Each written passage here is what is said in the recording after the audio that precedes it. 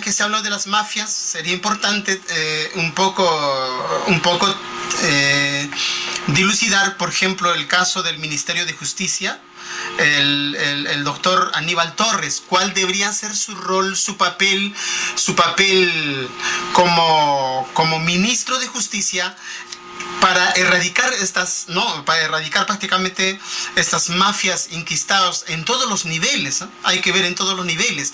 Eso es una forma de combatir la corrupción, ¿no? En todos los estamentos. Entonces, ¿cómo debería implementar, de acuerdo a su percepción, doctor Jaime de Castillo? Buena pregunta. Aníbal Torres fue nuestro profesor de la promoción 82 de Facultad de Derecho de San Marcos. Y recuerdo que él fijó a las 7 de la mañana su dictado de clases y creo que llevábamos hasta velas para poder ver su clase porque creo que hubo un apagón. Y bueno, pero era puntual. Es un hombre metódico, disciplinado, un académico a carta cabal.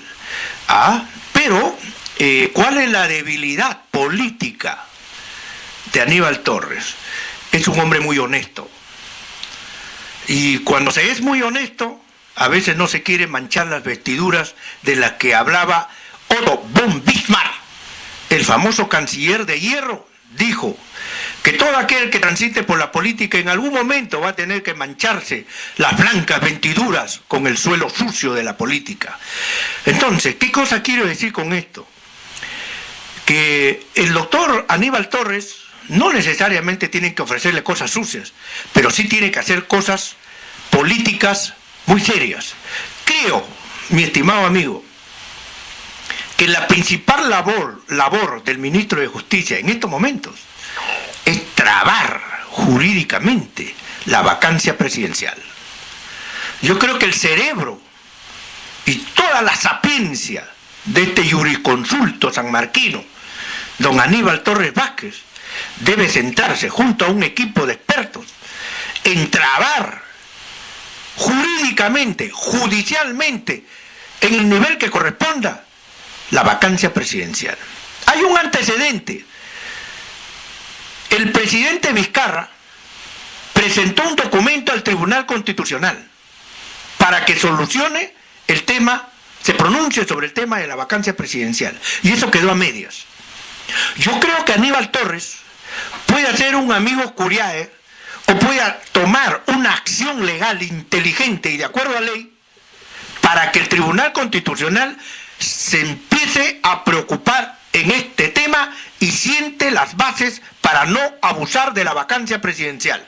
Pero antes, no después, ahora, tiene que hacerlo ahora. El Tribunal Constitucional es el mejor escenario y hay que empezar a ventilar ese tema para que la prensa le esté dando aire y aire y aire y empecemos a combatir en esa otra esquina, porque a la derecha hay que crearle varios escenarios. Los estrategas y los asesores de Pedro Castillo lo están dejando con el pecho al aire y la derecha está cañoneando. Yo lo veo así porque también he sido profesor de comunicación política.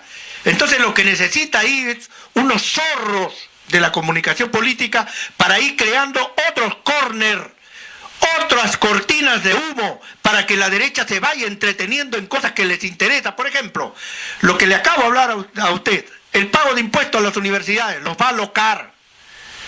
El tema de la vacancia presidencial, contradecirlos, los va a alocar. El tema de los contratos lesivos contra las transnacionales, los va a alocar. Fíjense usted, hace unas horas hicieron un lío con el tema del Grupo de Lima, ¿correcto? Astutamente Béjar suelta una información a través de un amigo diplomático y la noticia viene de afuera a Lima. Perú, oficialmente la Cancillería nunca se pronunció sobre salir del Grupo de Lima. La noticia vino de afuera, pero la derecha se alocó. Eso es lo que tenemos que buscar y encontrar. Problemas a la derecha para que vaya perdiendo peso y aire. Y resulta que el Grupo de Lima no es un tratado. ¿Y sabe quién salió a definir la cosa? Harold Forsyth. Harold Forsyth fue entrevistado ayer en Canal 5. Y Harold Forsyth dijo, ante la pregunta de la periodista angustiada por el tema del Grupo de Lima y que el terrorista, prácticamente dijo eso, que el terrorista Béjar está sacando, ¿no?, a Perú de ese grupo. Y le dijo Harold Foy, esa señorita le dijo, el Grupo de Lima no es ningún tratado que vincule al Perú. No hay nada por escrito. Ningún organismo internacional ha reconocido el Grupo de Lima. En pocas palabras, el Grupo de Lima es un grupo de amiguetes que se reunieron en un bar y decidieron fastidiar a Venezuela. Eso es todo lo que quiso decir Harold Forsyth. O sea, jurídicamente es nada, pero se necesita gente capacitada. Y mire usted la visión de Pedro Castillo de poner a un hombre experto. No ha puesto un mequetrefe ahí, sino ha puesto un diplomático de carrera y la puso en su sitio. Entonces, eso es lo que tenemos que hacer. María de Carmen Alba, Pepe Luna, el otro personaje, Keiko Fujimori, todos tienen que tener sus capitanes de artillería con sus cañones listos ahí, todos los días. Esa es la estrategia y la táctica que debe hacer Pedro Castillo. Nombrar capitanes de artillería por cada enemigo. Para Acuña, para Keiko Fujimori, el capitán Roldán, para Pepe Luna, el capitán Torres, etcétera. Y todos los días, ¡pam, pam, pam, pam! Eso es lo que hay que hacer. Olvidémonos del consenso de Washington y la FMI. No, señor. La política se hace con hombres. Hombres de carne y de hueso, de mentalidad y de acción negativa en contra del gobernante. Y por lo tanto el gobernante Pedro Castillo tiene que colocar a todos los que le van a generar las estrategias y las tácticas para que avance y para que triunfe. Creo que lo que le he presentado es suficiente para estos 15 días para que Pedro Castillo pueda avanzar con más facilidad, señor. Ojalá que Guido Bellido se ponga las pilas. Muy bien, doctor, impresionante sus declaraciones. Y somos, por ejemplo, a nivel nacional, estadísticamente somos casi 33 millones de peruanos. Y la INEI en el 2017 menciona de que los oriundos, el pueblo originario conforma el 25%, los hermanos afrodescendientes el 3%, y así tácitamente sin ellos los blancos el 3% y los mestizos el 60%. Eso es la conglomeración de los peruanos, ¿no?, que conformamos de acuerdo al censo del año 2017. En este caso, esas grandes poblaciones tienen demandas originales. Son grandes demandas. Tenemos muchos problemas no resueltos.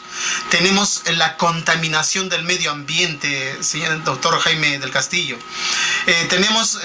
Vivimos en una crisis estructural, política. Como usted ha dicho, de que Castillo debería poner políticos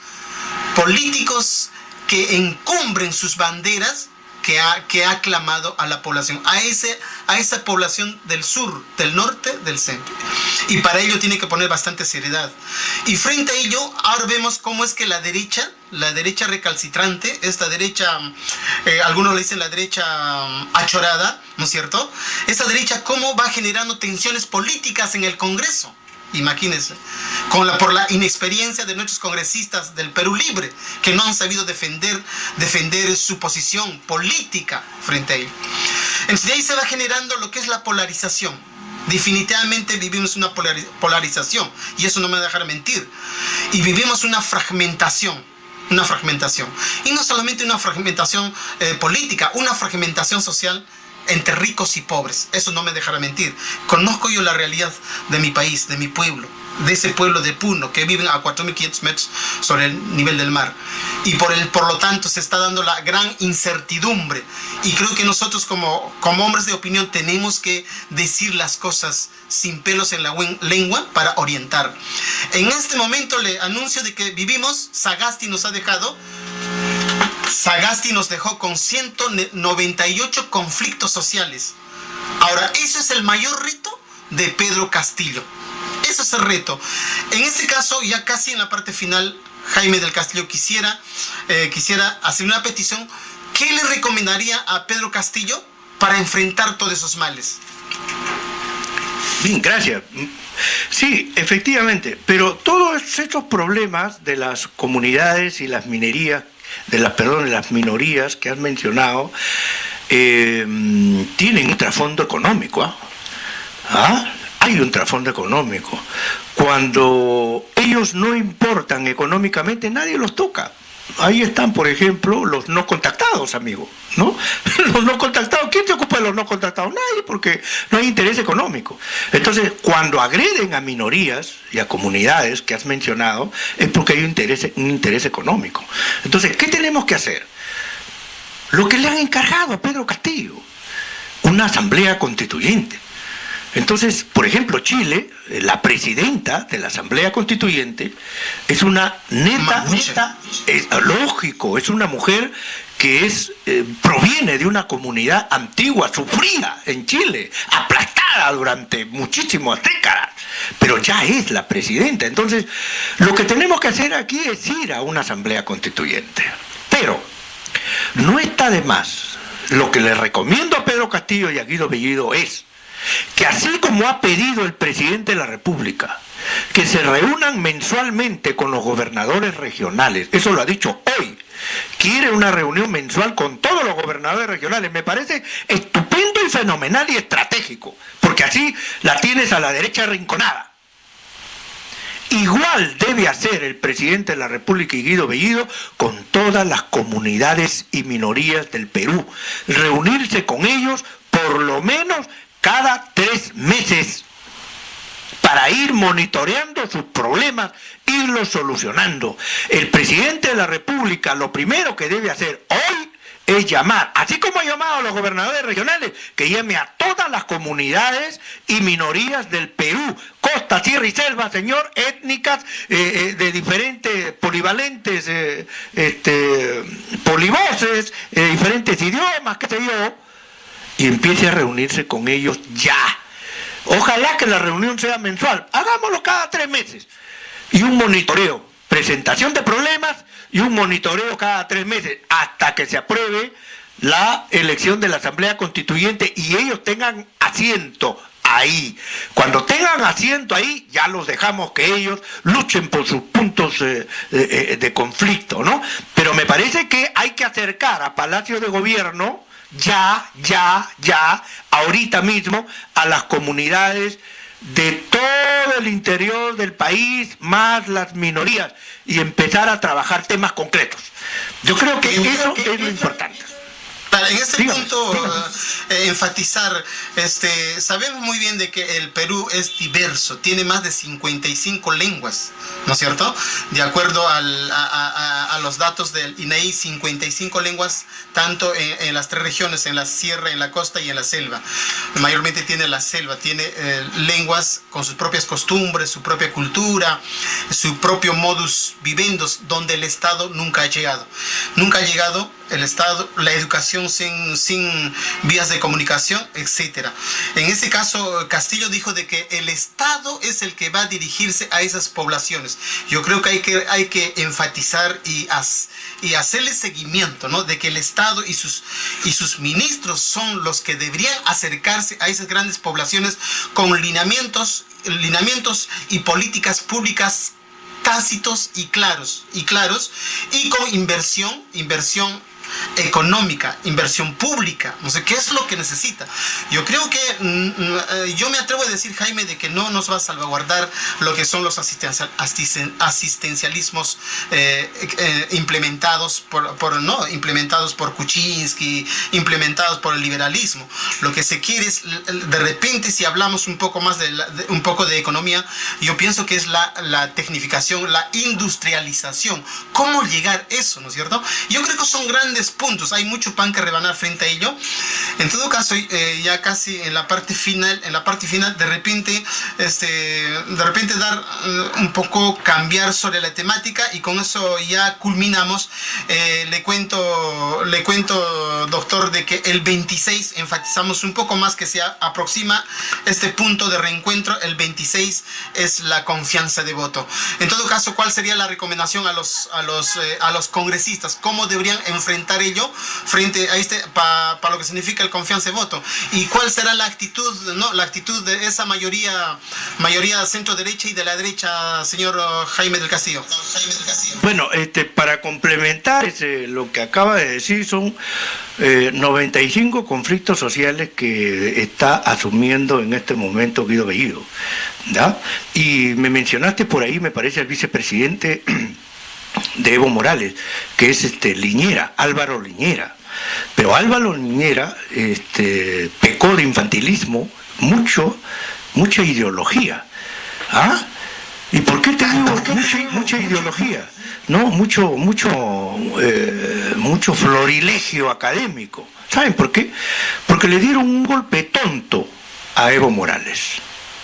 Entonces, cuando en algún momento de tu entrevista me dijiste la democracia es el trato horizontal de tales y cuales, sí, pero cuando ya estás en el poder, tienes que tener la cachiporra en la mano, tú, no la tiene que tener otro.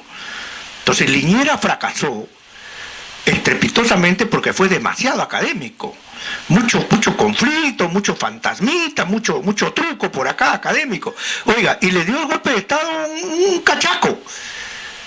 Entonces, esas son cosas que no se puede permitir, Pedro Castillo. Si no tienes el garrote en la mano, no estés hablando de hacer tal y cual cambio. Tienes que tener el chicote en la mano, tienes que tener el machete en la mano, tienes que tener la pistola al cinto y tienes que tener atrás tu par de gorilas. ¿Por qué? Porque estás en el poder y porque te estás enfrentando a cosas poderosas. ¿Qué nos interesa el consenso de Washington y las ideas si no estás bien protegido? De las orejas te van a sacar de palacio. Entonces, en este momento, a mí, por ejemplo, lo que me interesa es quiénes son esos oficiales del ejército, la policía y gente de confianza que le cuida las espaldas al presidente. Porque lógicamente va a tener que viajar y él ha pedido, hay que ir al último pueblo, claro, un arrebato de buen corazón, hay que hacerlo, pero también los enemigos te pueden embocar en cualquier lado si es que no tienes protectores. Entonces yo pienso que hay que trabajar pragmáticamente estos temas. Álvaro Liñera no es para mí un guía, es un académico demasiado melifluo, ¿no es cierto? Y no me gustan esos floripondios académicos porque ya estudié demasiado, ya leí mucho. Lo que quiero son aplicaciones concretas, porque eso es lo que hace la política. La política hace las decisiones políticas del día a día. Hay que solucionar los conflictos. Ahora, por ejemplo, te pongo un solo tema. Tía María, en Arequipa. ¿Cómo va a ser Castillo y Bellido? ¿Va a votar a la minera o no la va a votar a la minera? Si se va a la minera, ¿quién se quedan tranquilos? Los campesinos. Ah, qué lindo. Cebollita, lechuguita, papita y agüita limpia. Pero solo para Arequipa, ¿no es cierto? Pero si se queda la minera y cumple con todos los requisitos ambientales, de repente podemos tener más hospitales para todo el país. Entonces, aquí hay un tema de inteligencia. ¿Cómo va a ser el gobierno para no perder soga ni cabra? Porque se necesitan ingresos para todo el país, pero también se necesita no perjudicar a Arequipa. ¿Cuál es la salida que va a dar? ¿Qué cerebros va a utilizar? ¿Y qué estrategias tiene que, aplicar para que esto salga bien? Porque se necesita lo uno y lo otro. No podemos nosotros contentar solamente a unos y a los otros no. Hay que ver el beneficio de las grandes mayorías. Arequipa lindo. Yo amo Arequipa, cuando voy a Arequipa me siento feliz. Tengo un clima maravilloso, buena comida, buenos amigos. Pero no es todo el Perú. Puno tampoco no es todo el Perú. Chiclayo no es todo el Perú. Hay que pensar por las grandes mayorías. Entonces hay que buscar soluciones macro, que no tienen que contentar necesariamente a uno. Hay que buscar una solución que dé, beneficios para todos los peruanos. Ese tema de los conflictos, vamos a ver cómo lo soluciona. Pero por lo pronto, para irlos desfogando, yo creo que hay que empezar a llamar ya a Palacio de Gobierno, a todas esas comunidades y empezar a trabajar ya temas por temas. Temas por temas. Si nos metemos a temas ideológicos, vamos a perder. Por ejemplo, si vamos a suponer, amigo, que la dirigencia política de la lucha en Tía María esté tomada por radicales de izquierda y que lo único que buscan es que se vaya la minera como sea, a pesar de los beneficios que pueda dejar. ¿Correcto?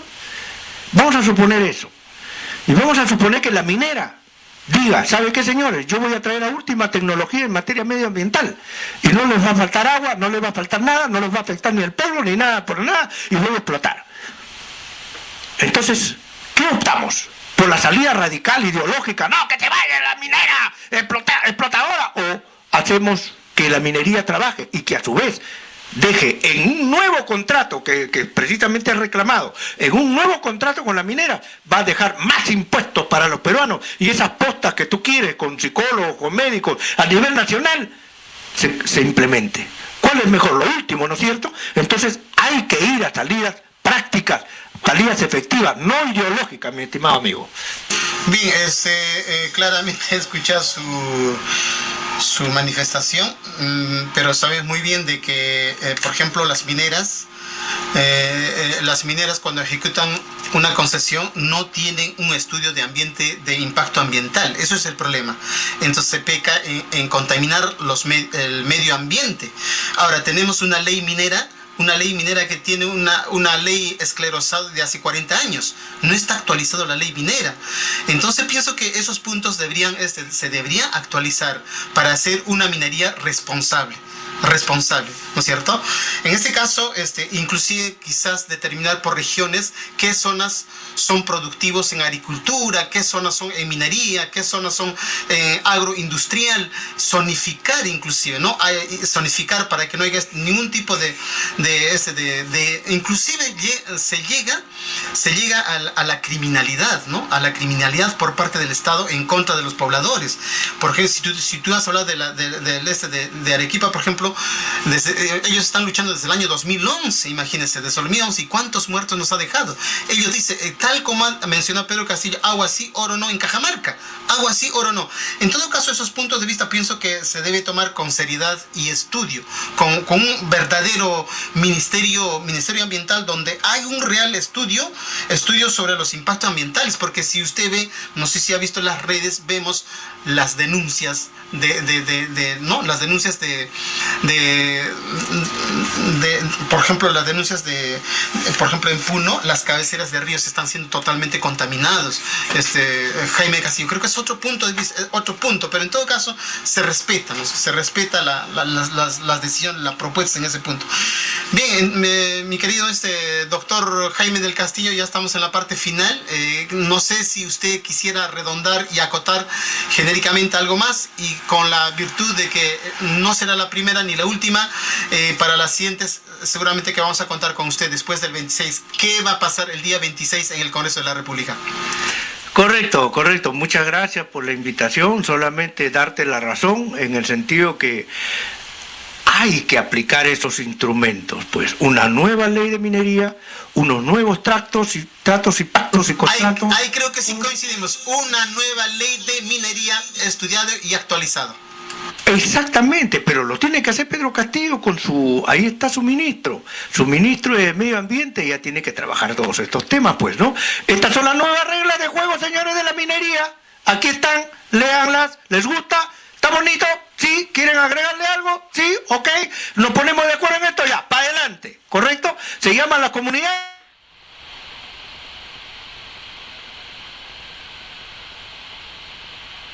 Ese es lo mejor, porque lógicamente Puno tiene quejas muy antiguas de ríos que están contaminadísimos, ¿no? Y es lamentable. Pero hay que buscar un punto medio, pues. Hay que buscar un punto medio, y como ya tiene el poder Pedro Castillo, ya no está en el plan del quejoso, del que llora, del que reclama, del que tira piedras, del que lanza agitaciones fáciles. Ya no, ahora está en el gobierno. Entonces, al estar en el gobierno ya tiene que presentar propuestas, y para eso tiene que acudir a los cerebros, a los estrategas. Te agradezco, mi estimado amigo, la gran oportunidad. Doctor Jaime, un chiquito, sí. En este caso Pedro Castillo tendría que conversar con todas las fuerzas políticas, como el caso de de Ollanta Humala, donde firmó la hoja de ruta y traicionó su gran transformación, porque Pedro Castillo habla del gran cambio. En ese punto, ¿cuál sería su percepción? No, Ollanta Humala es un traidor, es un personaje miserable de la política, ¿no? Lo conozco porque yo fui convocado para trabajar temas de plan de gobierno a través de unos amigos y vi de cerca la traición de su mujer y de él, que se aprovecharon de mucha gente inocente, se aprovecharon de la nobleza de muchos peruanos a nivel nacional, de Tumbes a Tacna y de Callao y Quito, que se fajaron por ellos porque pensaban que eran políticos honestos, políticos que realmente iban al cambio, y resultaron un fiasco, pues, resultaron los dos un par de ¿Quiénes dirigieron la hoja de ruta? Disculpe, ¿quiénes dirigieron la hoja de ruta? Claro, lo que pasa es que Ollanta Humala, antes de llegar a la presidencia, él ya se comprometió con la derecha. Es lo que no ha hecho Pedro Castillo y esa es la gran diferencia. Yo por eso apuesto por este personaje, por ahora, en Pedro Castillo, porque lo veo honesto, ¿no? Lo veo con ganas de querer trabajar, de hacer las cosas bien. Y hay que fajarnos, pues, hay que fajarnos como peruanos, como ciudadanos, porque este cambio revolucionario, porque esto es un cambio revolucionario, señor, donde los pueblos del Perú profundo se han impuesto sobre el dominio limeño costeño, esto es algo revolucionario que nunca se ha visto en la historia política del Perú. Es un hito fundamental en la democracia peruana y una muestra mayor de lo que es una política consciente, una política racional, una política responsable del Perú, de hacer un cambio revolucionario sin derramar una gota de sangre.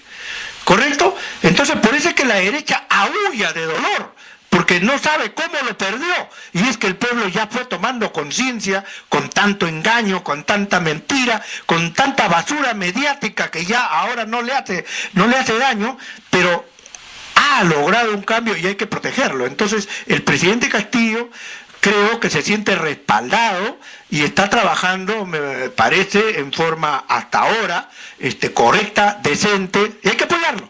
Va a cometer errores, obviamente, pero hay que meter el hombro, pues, hay que asesorarlo, hay que decirle, hay que aconsejarlo, hay que respaldar, hay que cubrir su hueco, porque todo ser humano es falible, todos tenemos tendencia a cometer errores, pero vuelvo a repetir lo que empecé en tu entrevista.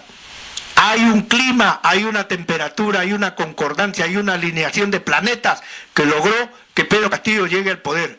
Hay que evitar que eso se rompa y que se fría. Hay que más bien darle, digamos, el tratamiento para que esto crezca y se consolide más. Yo creo que Pedro Castillo va a hacer lo mejor que le corresponda y hay que apoyarlo nada más, ¿no? Hay que apoyarlo. Muy bien, ya estamos en la parte final. Me quedo con la palabra el cambio revolucionario. Pienso que ese cambio revolucionario es el punto neurálgico, es la honestidad. Eso es, creo que lo que solicitamos a Pedro Castillo, la honestidad para que se dé este cambio revolucionario, un cambio de 360 grados. Como usted ha mencionado, doctor Jaime del Castillo, hay que poner el hombro, hay que apoyar. En este caso, apoyar con todas sus falencias, inclusive al mismo secretario, un jalón de oreja al secretario general del Partido Libre. Esperemos que, como usted ha dado las indicaciones, que visite y realice escuelas políticas en todas las regiones del país para que se fortalezca. Y le cuento, Jaime, de que se están formando partidos políticos en diferentes regiones, tal como hizo la señora Keiko Fujimori. Se desprendieron varios partidos políticos y ahora comparo el Congreso. Yo creo que va a ser una de las estrategias.